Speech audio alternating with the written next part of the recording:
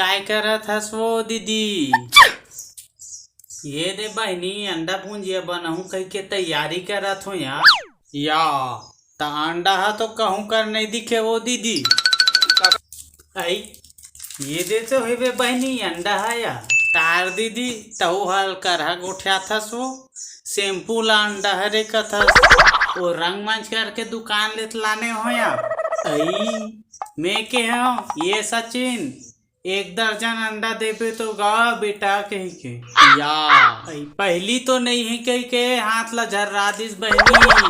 तान घर जाए पर लौटत रहे हो तान ये सियान आ ये दे अंडा है बे कह के ये दे ही शैम्पू ला दिस बहनी तहो नी चल लड़गी आसो दीदी